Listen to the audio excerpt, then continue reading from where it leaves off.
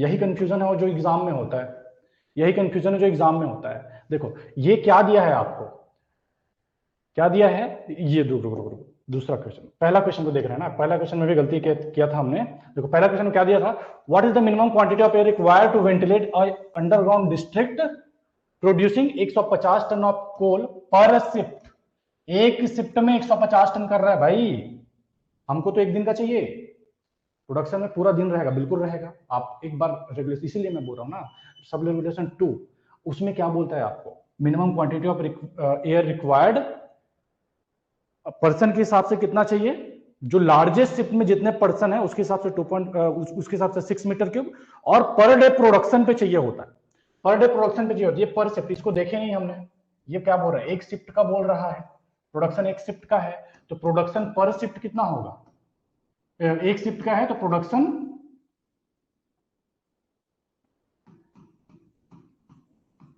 Per day कितना हो जाएगा, 150 मल्टीप्लाइड बाय 3, यहां पर भी आएगा 450, यानी क्वांटिटी की बात करें तो on the basis of production कितना होगा, 450 मल्टीप्लाइड बाय 2.5, जो 1125 आया, यहां पर भी 1125 ही रहेगा भाई साहब। और अगर हम पर्सन एम्प्लॉयड की के बेस पे बात करें, पढ़ने में गलती किए थे, पढ़ने में गलती नहीं करना है, 100 multiplied by 6 is equal to 600 metre cube per minute. Clear है जी बात, 3 से मल्टीप्लाई, हाँ बिल्कुल 3 से मल्टीप्लाई करेंगे, देखो 150, तो 3 शिफ्ट, 3 ही शिफ्ट रहता है जनरली, तो 450, अब उस हिसाब से निकाल लिया, 12 आवर्स का शिफ्ट होगा तो नहीं, हाँ मेंशन किया रहेगा कि 12 घंटे का आपका शिफ्ट है, तब आपने 2 से मल्टीप्लाई करेंगे, अगर मेंशन किया है। अगर बोलेगा 6 घंटे का शिफ्ट है, 6 घंटे में इतना प्रोडक्शन हो रहा है, तो 4 घंटे, 4 से मल्टीप्लाई कीजिए, अगर मेंशन किया तो। नहीं मेंशन किया तो जनरली जो शिफ्ट होता है वो 8 घंटे का ही होता है, ठीक है, नहीं मेंशन किया तो। चलो आगे बढ़े, अब मेरे साथ कोई दिक्कत होना नहीं चाहिए, क्वेश्चन को ध्यान से पढ़ना है यार, देखो जल्दबाजी में क्या हो रहा है, क्वेश्चन हम गलत पढ़ दे रहे हैं, है ना। तो काम का क्या है, वो रेगुलेशन के 2 लाइंस, अब वो रेगुलेशन के 2 लाइंस काम के हैं, वो लाइन को लिख लो, ज्यादा बेटर है, क्योंकि कंफ्यूजन हो रहा है, तो आपने यहाँ पे न्यूमेरिकल सॉल्व करने के लिए जो ये 2 लाइन है बहुत काम आने वाला है।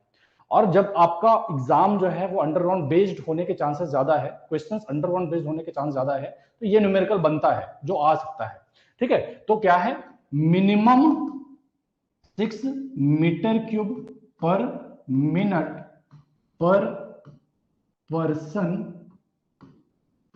employed in largest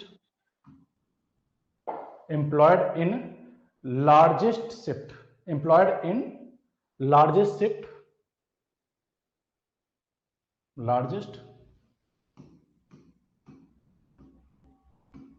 shift, ठीक है, एक्चुअली एम्प्लॉयड ऑफ डिस्ट्रिक्ट, ठीक है। सेकंड लाइन क्या है, सेकंड लाइन भी लिख लीजिए, वैसे हिंदी में भी आपको समझ में आ रहा होगा, ज्यादा समस्या नहीं होना चाहिए, ठीक है। फिर minimum 2.5 metre cube per minute per ton of daily output of the district, minimum 2.5 metre cube per minute per ton of daily output of district, daily output है, ध्यान रहे शिफ्ट का नहीं है। ऊपर वाला जो बात हो रहा था वो शिफ्ट की बात हो रहा था, और नीचे में जो बात हो रहा है वो डेली आउटपुट की बात हो रहा है, डेली के प्रोडक्शन का बात हो रहा है। करवा चुके हैं भाई मेरे, पीएफडीएफ का करवा चुके हैं, कल के क्लास में हुआ था, आपने शायद आज ज्वाइन किया, कल का क्लास देखा नहीं, ठीक है। ये 2 लाइन को लिख लिए रही है, बाकी इस क्वेश्चन में कहीं कंफ्यूजन नहीं होना। अभी आते हैं वापस से हम दूसरे क्वेश्चन पे, और किस तरह के क्वेश्चन है जो बन सकते हैं,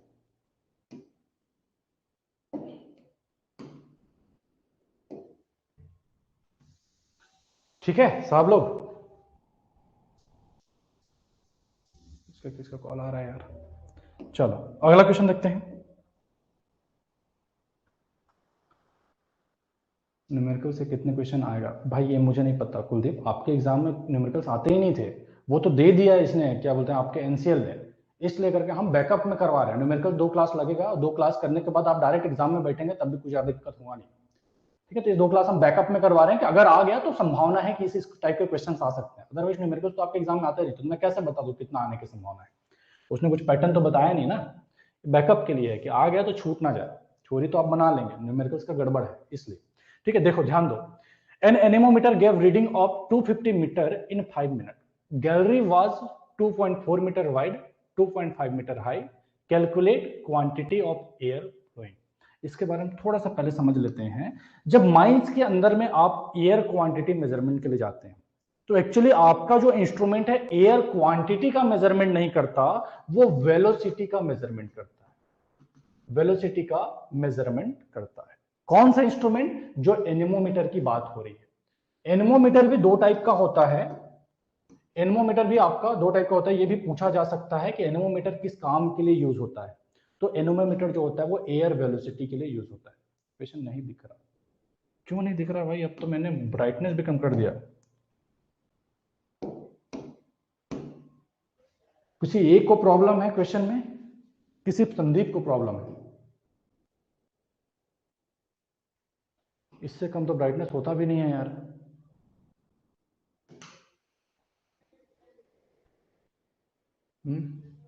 ठीक है, चलो कल से जो भी पीपीटी आएगा उसमें मैं ब्लैक बैकग्राउंड रख दूंगा, ठीक है, दिख रहा है। चलो हाँ, तो मैं क्या बता रहा था आपको, माइंस के अंदर में अपन एनेमोमीटर बेसिकली यूज करते हैं। अगर आपने ट्रेनिंग किया होगा तो सब बकायदा देखे होंगे, एटलीस्ट ये वाला एनेमोमीटर तो जरूर देखे होंगे। वेन एनेमोमीटर बोलते हैं, वेन एनेमोमीटर बोलते हैं, ये तो आपने देखा ही होगा।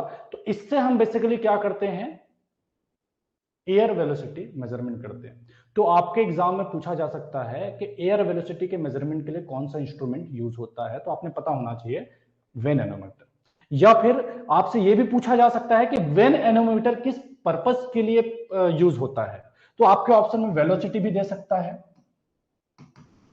क्वांटिटी भी दे सकता है, प्रेशर, ऐसे ऐसे अगर कुछ भी दिया जा सकता है। लेकिन आपने ध्यान में रखना है कि ये मेजरमेंट सिर्फ वेलोसिटी करता है, हम क्वांटिटी का कैलकुलेशन कर लेते हैं, कैलकुलेशन हम कर लेते हैं अपने से, वेलोसिटी का ही मेजरमेंट करके देता है।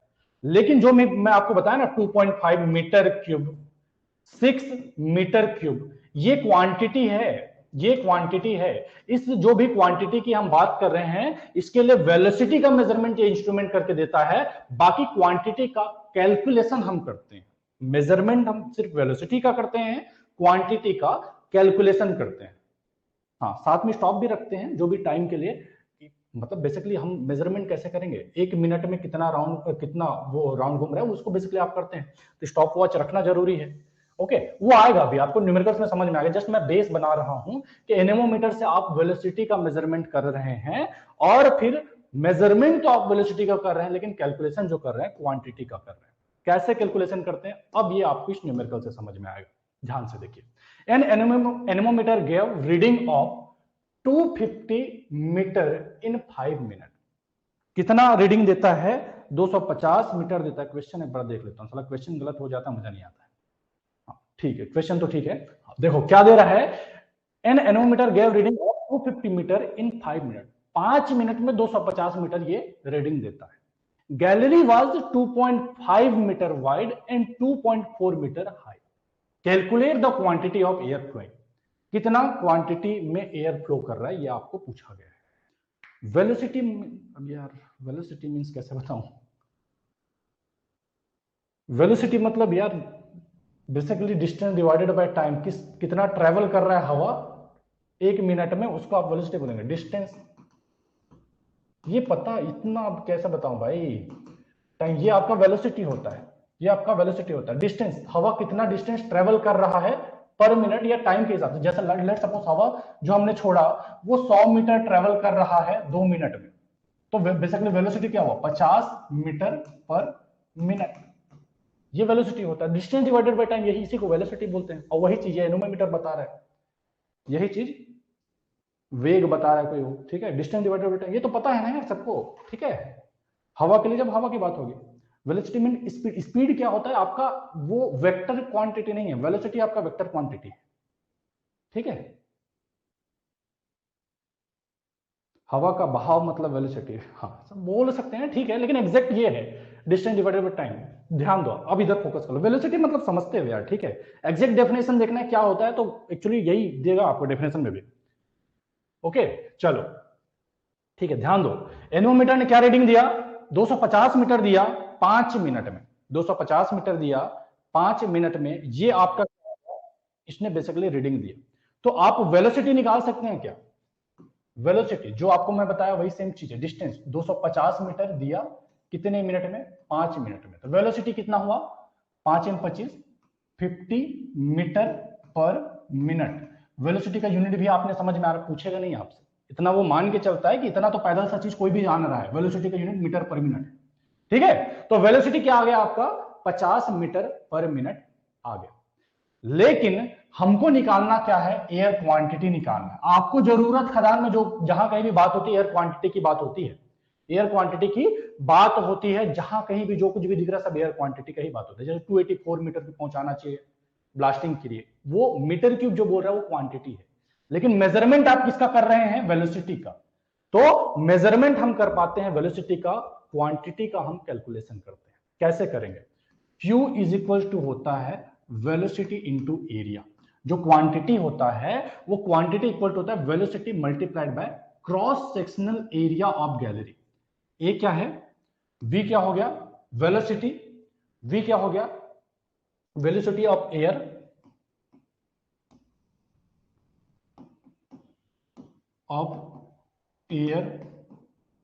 पर मिनट, ए क्या हो गया, क्रॉस सेक्शनल एरिया ऑफ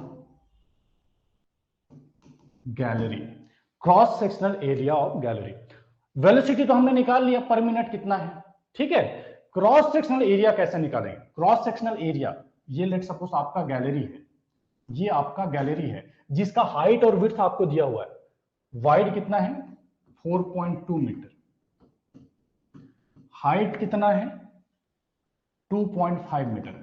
अगर किसी ने देखा होगा, वेंटिलेशन में गए होंगे, ट्रेनिंग तो सबने करा है, तो आपने देखा होगा टेप पकड़ के जाते हैं, एनेमोमीटर तो पकड़ के जाते हैं, एनेमोमीटर के साथ स्टॉप वॉच पकड़ के जाते हैं और टेप भी पकड़ के जाते हैं, उससे हम गैलरी का मेजरमेंट करते हैं, गैलरी का मेजरमेंट करते हैं, गैलरी कितना है, हाइट का मेजरमेंट करते हैं, हाइट कितना है।